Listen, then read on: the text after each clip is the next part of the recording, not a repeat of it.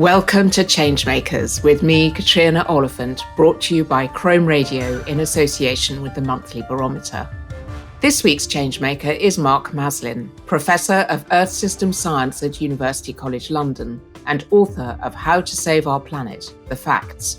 With COP28, the next round of the UN Climate Change Conference just around the corner, it's a timely reminder that the situation is urgent. To quote Mark, to save the planet and ourselves, we need to be on a war footing.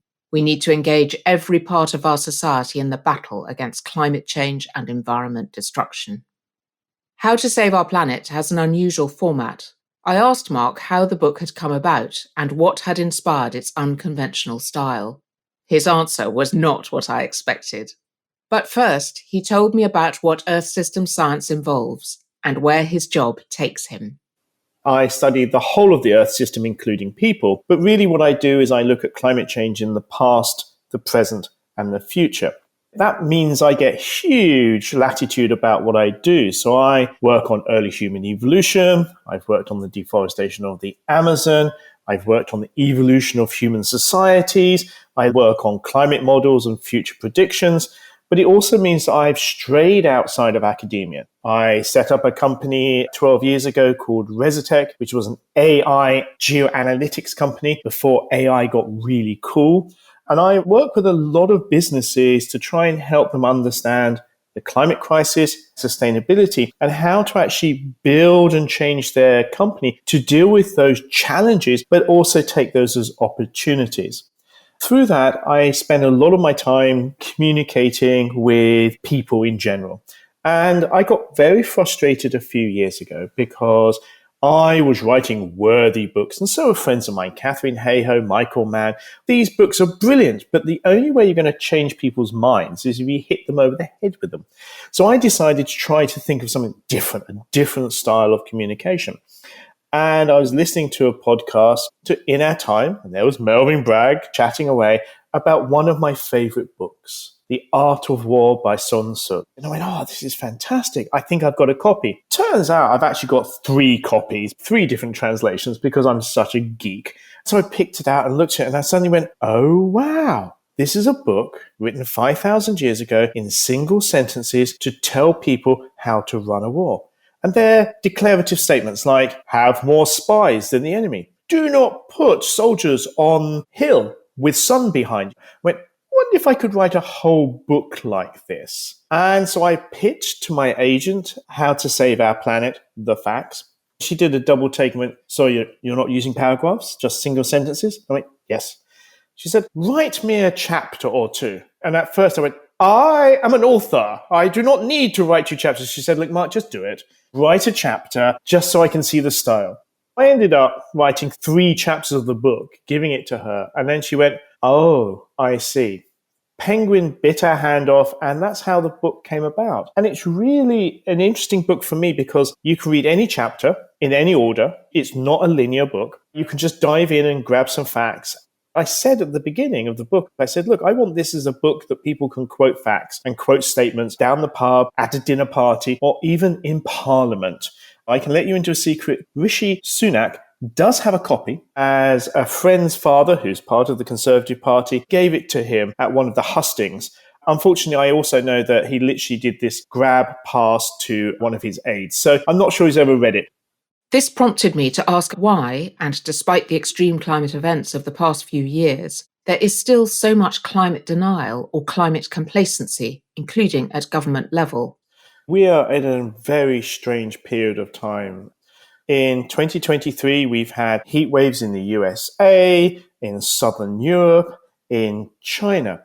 Last year, we had floods in Pakistan that affected 30 million people. Last year in London, we had temperatures that hit 40 degrees Celsius in July.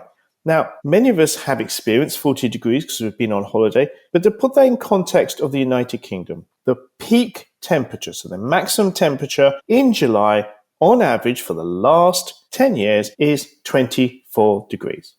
So we had a heat wave that was 16 degrees warmer than it should have been. We were predicting these sort of temperatures for Southeast England for 2040 and 2050.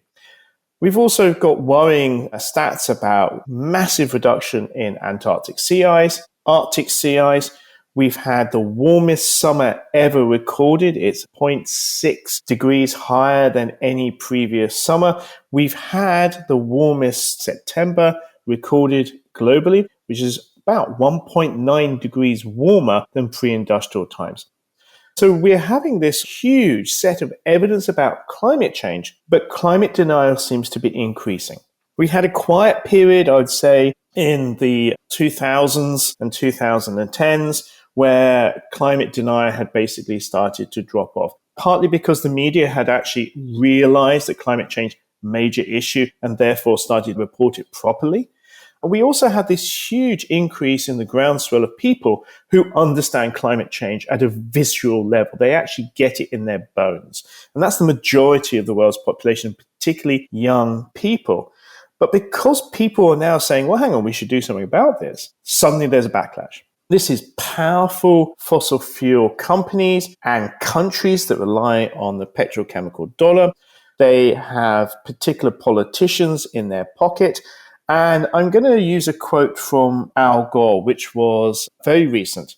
He said that fossil fuel companies seem to be better at capturing politicians than they do at capturing carbon dioxide from the atmosphere. And this was a sarcastic comment about how we pay huge subsidies to fossil fuel companies, about $1 trillion per year of taxpayers' money around the world. But now many governments in the US and the UK are saying, well, we're going to pay oil and gas companies to actually capture the carbon dioxide that they're producing. Therefore, we basically pay them and subsidize them to pollute. And then we pay them to undo the pollution, which seems a little bit contrary to logic, particularly as we know that renewables are cheaper, they're more secure, and you can make sure that the price of electricity is standardized so your population doesn't go through these huge shocks of price rises that have happened over the last year because of the volatile nature of the global fossil fuels. So we're seeing this right-wing, industry-led backlash. And I feel this is because of a communication issue, because all the solutions that we have to climate change actually make things better. If we move to renewables away from fossil fuels, suddenly those 8 million people that died prematurely from fossil fuel-caused air pollution won't die. That's a huge saving, both in terms of life, in terms of well-being, but also health service money around the world. So we make a huge saving there. So for me, what is really weird is when I propose all the solutions in the book, but also publicly, people look at me and go, well, shouldn't we be doing that anyway? Even if it wasn't for climate change, shouldn't we be shifting to a more plant-based diet because it's healthier for us? We're going to live longer. It's better for our kids. Shouldn't we be doing that anyway? I go, yes. And it's good for the planet. So for me, there is this real fear-mongering about climate change and net zero. It's going to cost us more. No, it's going to save us money. And hard-nosed economists have shown this. They just haven't stuck their head above the parapet and screamed it very loudly.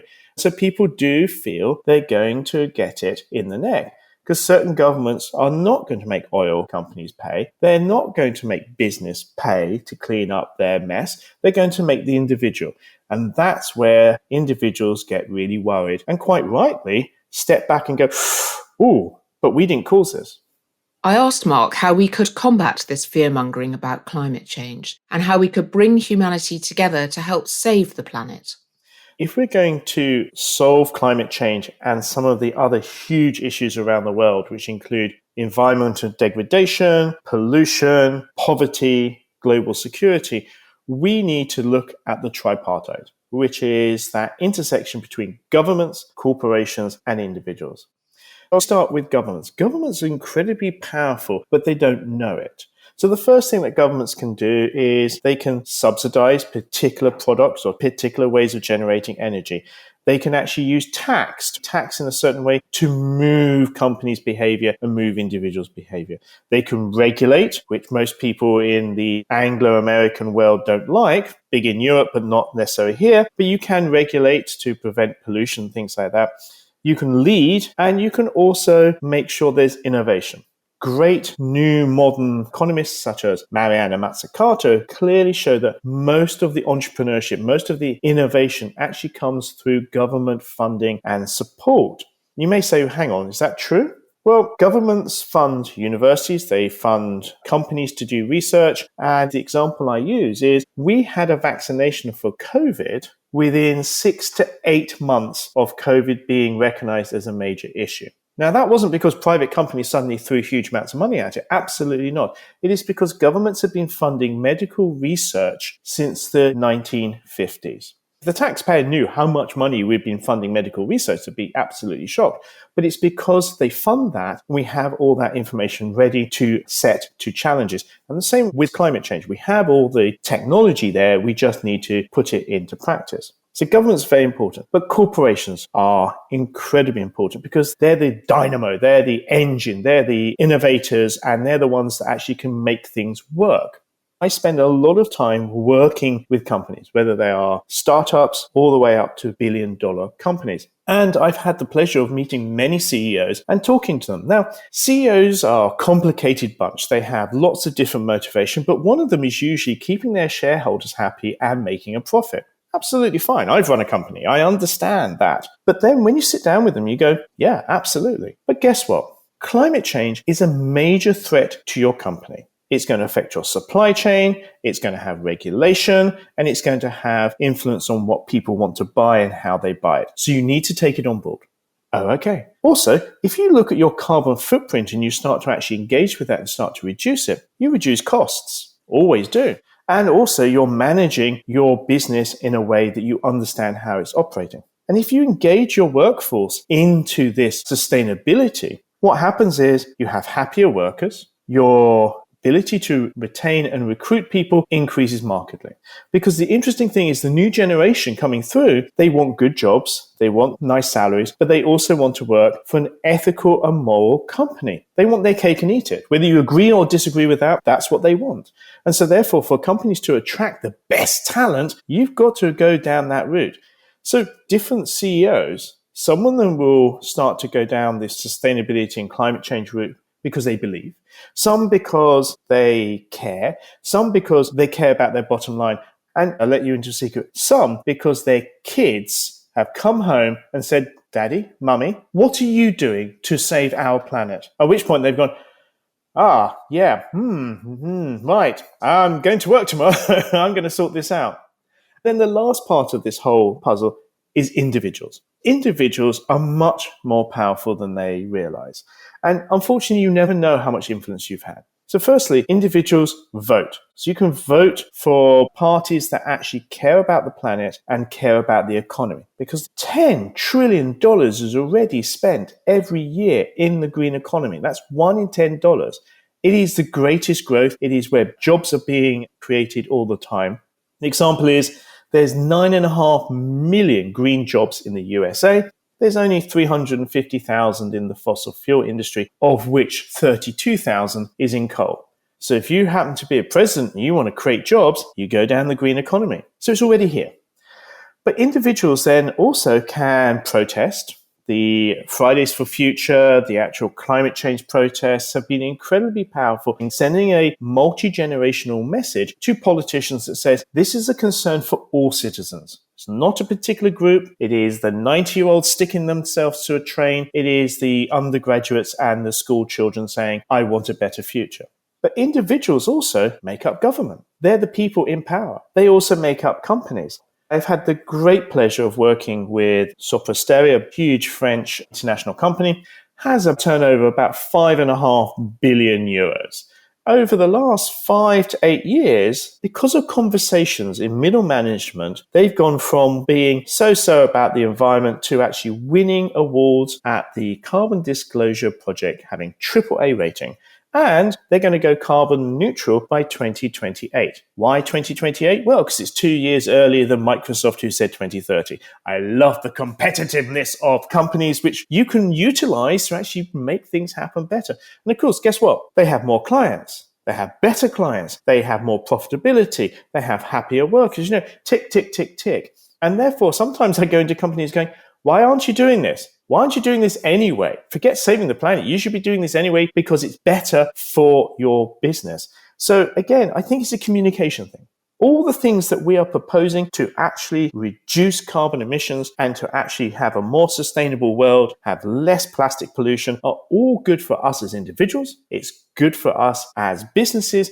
And if you're a government, it's better for the economy. This is why some of us get really frustrated, because we're looking at them going, I don't understand why you are denying. I don't understand why you think that rowing back on all of your environmental pledges is suddenly going to make your party electable. Actually, people are just going to look at you and go, you just don't care. A lot of businesses are being incredibly positive. We have things like B Corp, we have the science-based targets, we have the Carbon Disclosure Project, which are trying to bring like-minded companies together, but also showcase, giving them ratings to show how well they're doing. There's also a lot of legislation around the world which companies have to think about and actually apply to their companies. That also means that many companies are environmentally audited. I think this is something that people don't realize, which is when you actually put in a tender for a job, nowadays, many companies, there has to be a whole thing on their carbon footprinting, all about the sustainability of the job. This has moved forward hugely in the last 5 years, but I don't think the British public or politicians realize that that's all going on.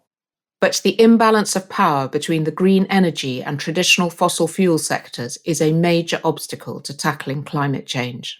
One of the things that people need to realize is that the green economy is so dispersed. You have solar panel manufacturers, you have wind turbine makers, you have people making beautiful seaweed packaging. So they're disparate and they don't necessarily work together because they're in completely different businesses. Whereas the oil industry is very close-knit.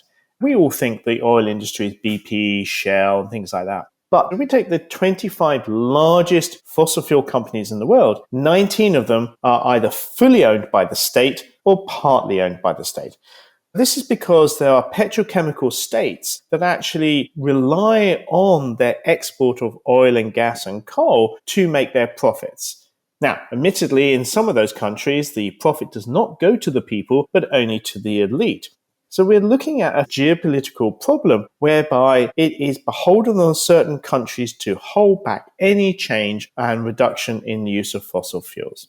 And I think this is where we come unstuck, because even if all the solar panel companies in the world got together, they're not going to have the same clout as a country. This is why democracies and countries that have the power to be more influential have to step up.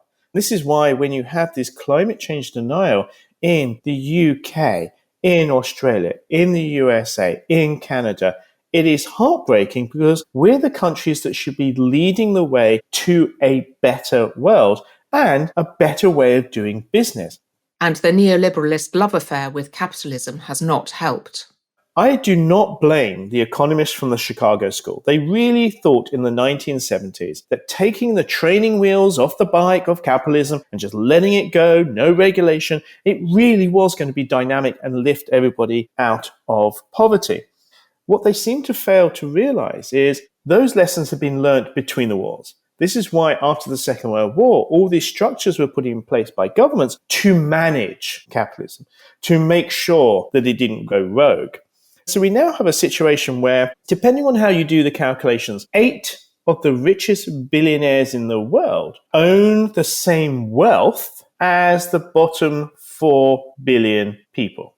We have this skewed economy, which is then also feeding into wealth generation through fossil fuels. We need to actually push against that. I don't blame companies for not influencing governments, but I think we now need a groundswell of public support. We need companies to realize that they're on the same team. For me, one of the most exciting and interesting things is when the Prime Minister of the United Kingdom, Rishi Sunak, decided to roll back all of the ideas and all of the laws about environmentalism and actually controlling pollution in the future.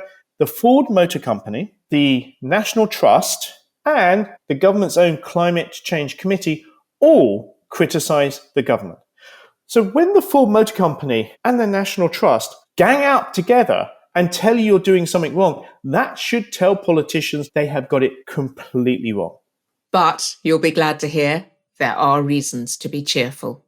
The first thing is that if we look globally at the politics, 90% of the world's GDP is under a net zero pledge. That's part of the international climate negotiations, and those countries have said, we will go to net zero. That is reducing their carbon emissions as much as they can, and any amount that they can't, they have to remove from the atmosphere through direct air capture or reforestation or rewilding.